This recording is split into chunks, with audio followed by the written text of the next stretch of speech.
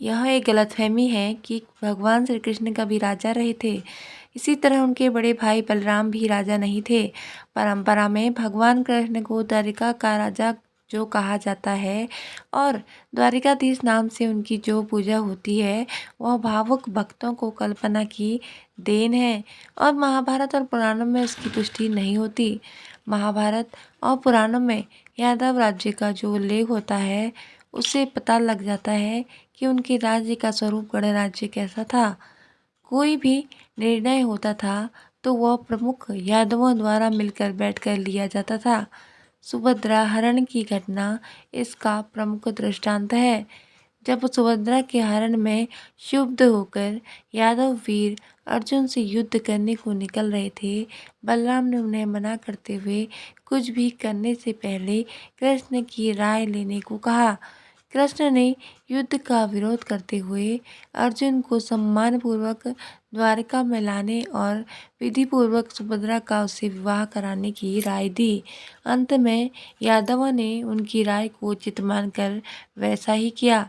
इससे स्पष्ट हो जाता है कि कृष्ण द्वारिका के राजा न होकर वहाँ के प्रमुख नेता बर थे।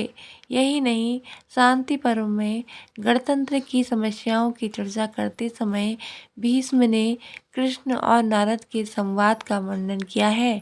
वर्णन के अनुसार यादव नेताओं के असहयोग से दुखी होकर कृष्ण ने नारद से सलाह मांगी थी। नारद ने उन्हें मधुर वचन और कोमल नीति का अवलंब देने की सलाह दी, किंतु यादवों के राज्य की प्रकृति से गणतंत्र होते हुए भी औपचारिक रूप से वह राजतंत्र नहीं था।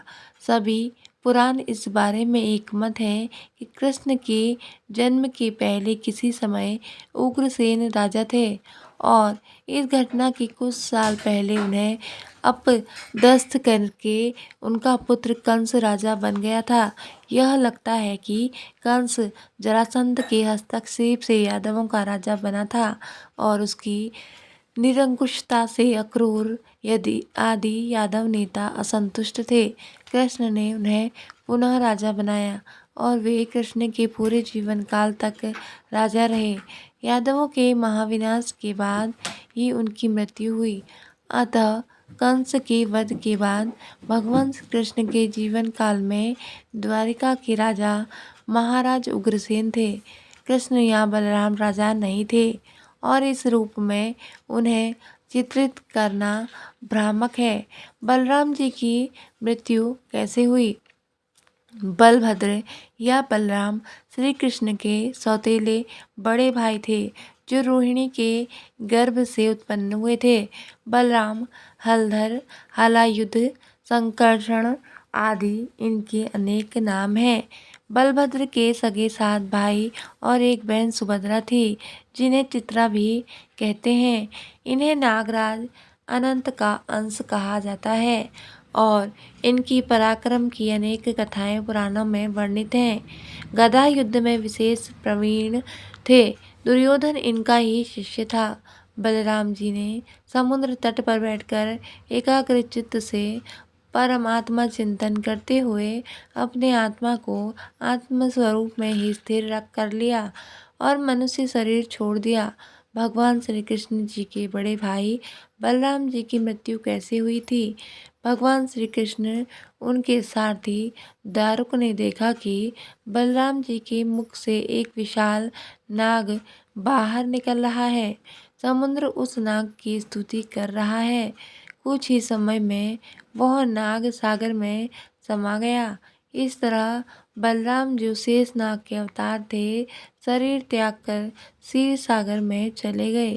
बलराम जी के जन्म की कहानी क्या है?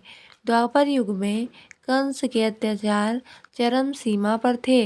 वह एक एक कर वासुदेव देवकी के 6 पुत्रों का वध कर चुका था।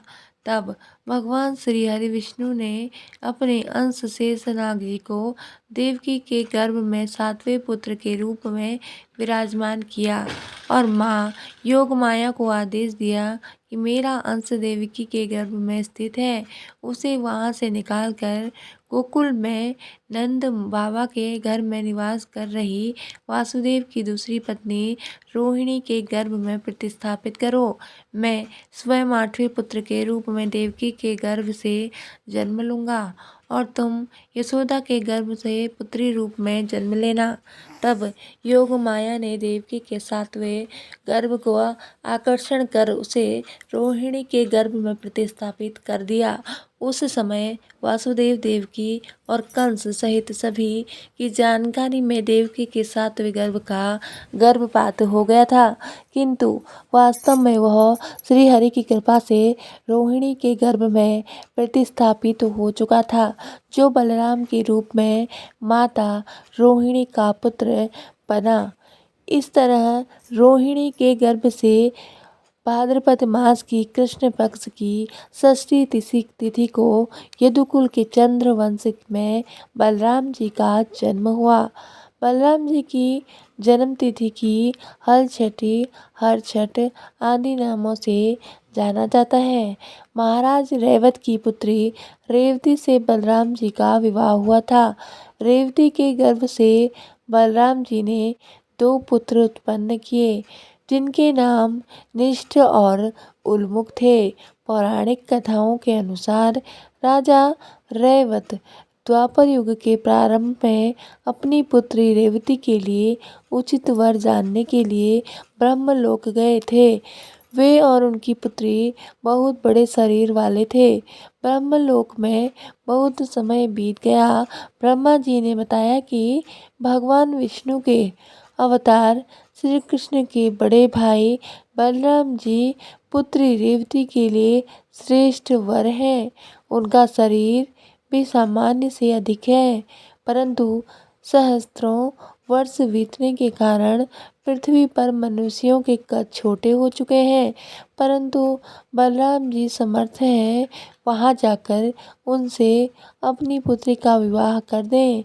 पिता पुत्री दोनों पृथ्वी पर आकर बलराम जी से मिले तथा अपना मनोरथ व्यक्त किया।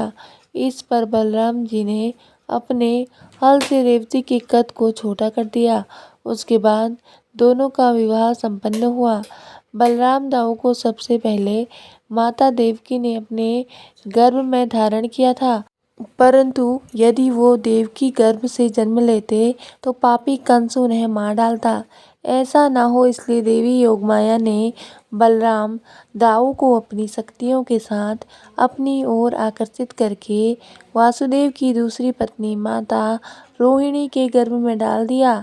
इस कारण से उनका नाम संकर्षण पड़ा। त्रेता युग में श्री राम अवतार के समय शेषनाग छोटे भाई लक्ष्मण के रूप में अवतार ग्रहण किया था। तीनों युगों में बड़ों की बातें बिना तर्क किए छोटे मान लिया करते थे। इसी कारण न चाहते हुए भी लक्ष्मण जी को श्री राम के वनवास तथा देवी सीता के पुनर्वनवास की बात माननी पड़ी।